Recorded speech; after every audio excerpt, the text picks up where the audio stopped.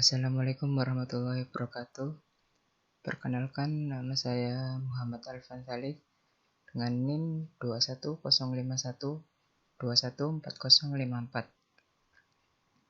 Pada kesempatan kali ini saya akan mempresentasikan atau menjelaskan tentang algoritma penjadwalan proses SRF atau Scheduler Remaining First.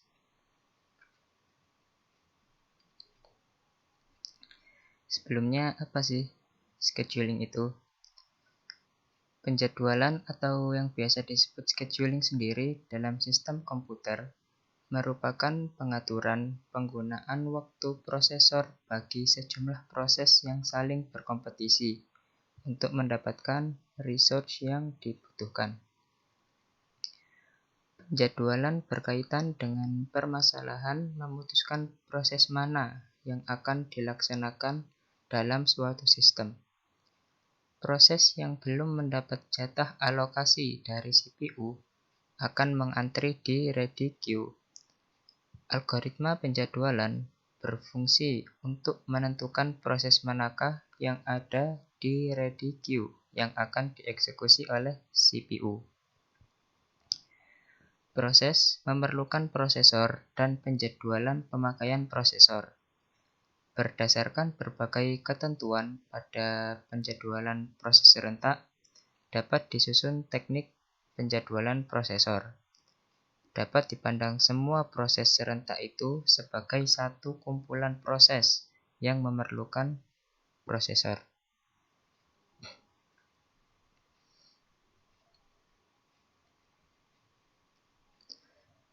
Mengapa harus ada scheduling? Scheduling sendiri berguna agar setiap proses dapat dilayani secara seimbang atau adil. Lalu agar efisien dalam penggunaan waktu prosesor. Agar dapat meminimalkan terjadinya overhead. Supaya dapat memaksimalkan throughput. Supaya respon time dapat terpenuhi. Untuk menghindari terjadinya deadlock. Dan agar tidak terjadi starvation.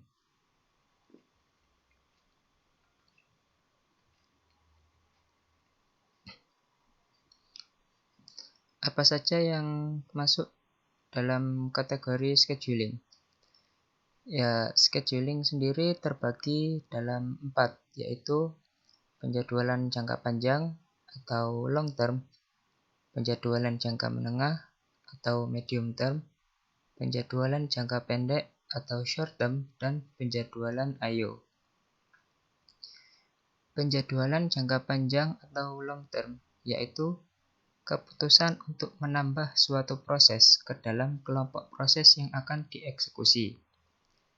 Untuk penjadwalan jangka menengah atau medium term adalah suatu keputusan untuk menambahkan sejumlah proses, sebagian atau seluruhnya ke dalam main memory. Untuk penjadwalan jangka pendek atau short term adalah suatu keputusan untuk memilih proses mana yang akan dieksekusi di antara sejumlah proses yang sudah siap dieksekusi. Yang terakhir, penjadwalan I/O. Penjadwalan I/O adalah suatu keputusan untuk memilih proses mana yang akan diberi kesempatan untuk menggunakan I/O device di antara sejumlah proses yang sama-sama akan menggunakan I/O device tersebut.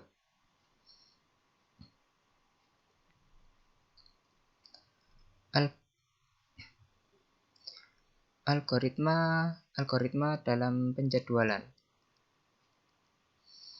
Algoritma dalam penjadwalan sendiri terbagi menjadi dua, yaitu non-preemptive dan preemptive.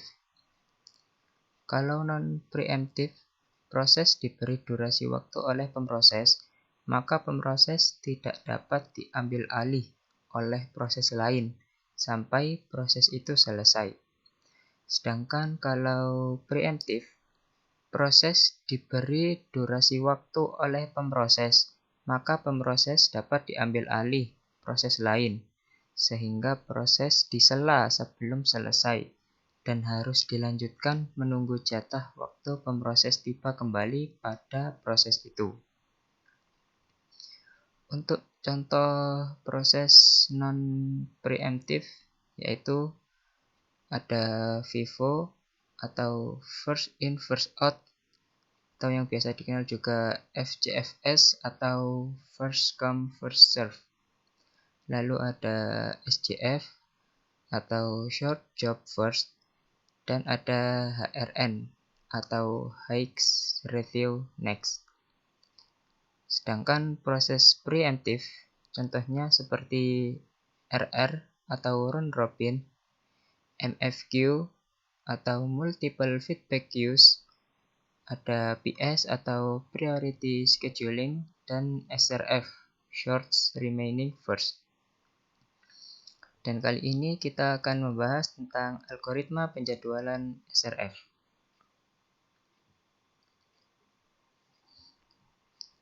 SRF atau short remaining first. Dalam SRF, proses yang sedang berjalan dapat didahului oleh proses dengan perkiraan waktu proses yang lebih singkat. Pada proses SRF, proses dengan sisa waktu estimasi terendah dijalankan, termasuk proses-proses yang baru tiba. Dalam penjadwalan ini dilakukan dua langkah utama, yaitu pertama, setiap kali kita memperhatikan saat proses tiba atau saat proses selesai. Pada langkah kedua, kita menghitung lama sisa proses dari semua proses yang ada pada saat itu. Kalau ada proses dengan sisa waktu yang paling pendek dari sisa proses pada proses yang dikerjakan, maka atas dasar preemptive, proses dihentikan, diganti oleh proses dengan sisa proses yang terpendek.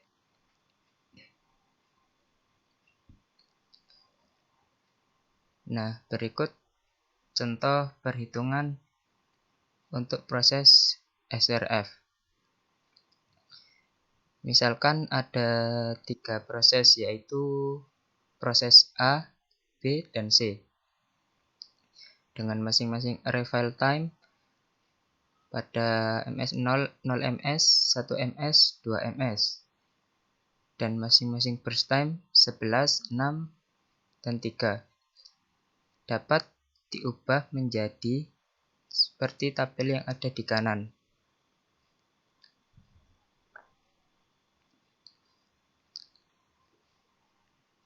Dan menurut tabel yang ada di atas ini, maka dapat diketahui gencarnya sebagai berikut yang ada pada tabel di bawah. Kenapa gencarnya bisa 0, 1, 2, 5, 10, dan 20? Berikut saya jelaskan. Pertama, selalu kita mulai dengan angka 0.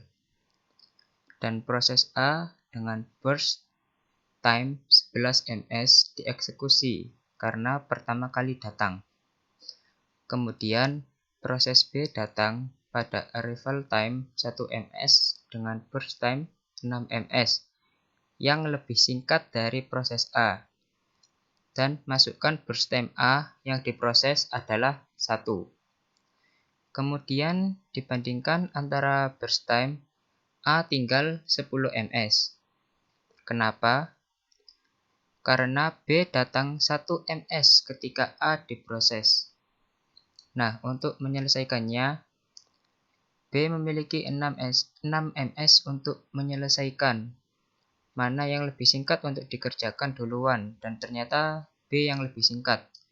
Maka proses A 10 ms dipending dan proses B dikerjakan. Lalu jumlahkan angka 1 dengan burst time proses B yang diproses, yaitu 1 ditambah 1 sama dengan 2. Kemudian proses C datang pada arrival time 2 ms ketika proses A dieksekusi. dan burst time 3 ms lebih singkat dari A dan B.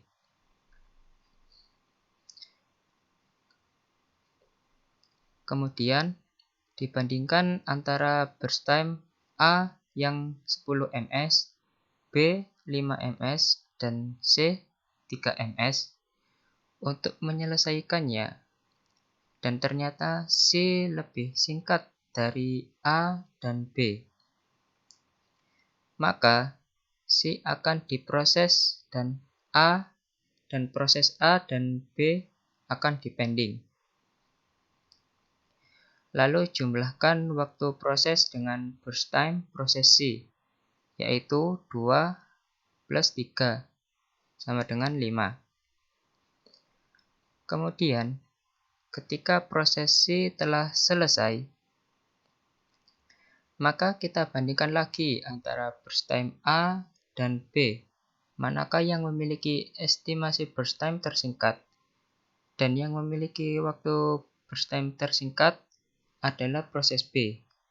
Maka dari itu, yang diproses selanjutnya adalah proses B. Lalu, jumlahkan waktu selesai proses C dengan sisa waktu burst time proses B yang tadi dipending, yaitu 5 ditambah 5 sama dengan 10.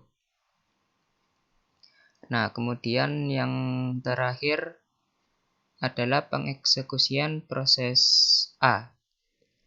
Dengan menjumlahkan waktu selesai proses B dengan sisa waktu burst time proses A itu sendiri yang tadi dipending, yaitu 10 tambah 10 sama dengan 20.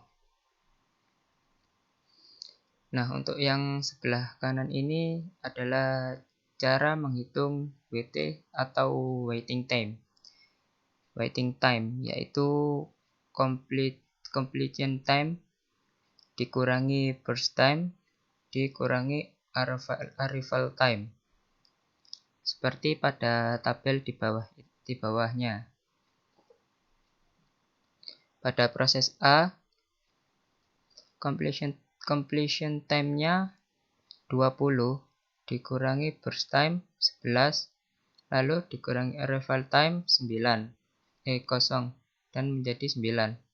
Untuk proses B, 10 dikurangi 6, lalu dikurangi 1 sama dengan 3. Untuk proses C, 5 dikurangi 3, lalu dikurangi 2 sama dengan 0. Maka untuk mencari AWT atau average waiting time sama dengan jumlah dari semua proses dibagi 3. Jumlah seluruh waiting time proses dibagi seluruh jumlah proses, yaitu 9 ditambah 3 ditambah 0 lalu dibagi 3, yaitu 4 ms.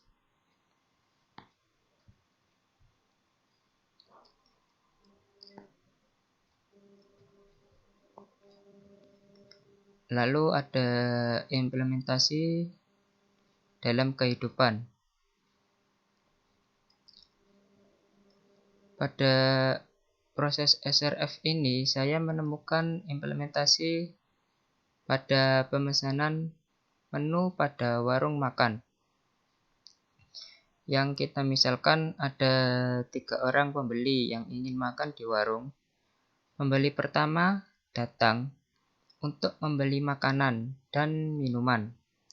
Lalu sang penjual membuatkannya. Kemudian datang pembeli kedua yang ingin memesan makanan dan minuman. Pembeli kedua harus mengantri karena waktu pembuatan pesanan pembeli pertama lebih singkat. Kemudian datang pembeli ketiga yang hanya ingin membeli minuman. Maka sang penjual akan menunda pembuatan pesanan pembeli pertama dan kedua dan membuatkan minuman untuk pembeli ketiga dulu, karena waktu pembuatannya yang hanya sebentar. Setelah selesai membuat minuman, penjual akan kembali melanjutkan membuat pesanan dari pembeli pertama dan pembeli kedua. Seperti itu. Ya, sekian presentasi atau penjelasan dari saya tentang penjadwalan algoritma penjadwalan proses SRF. Kurang lebihnya apabila ada salah kata atau kekurangan, saya mohon maaf. Terima kasih. Wassalamualaikum warahmatullahi wabarakatuh.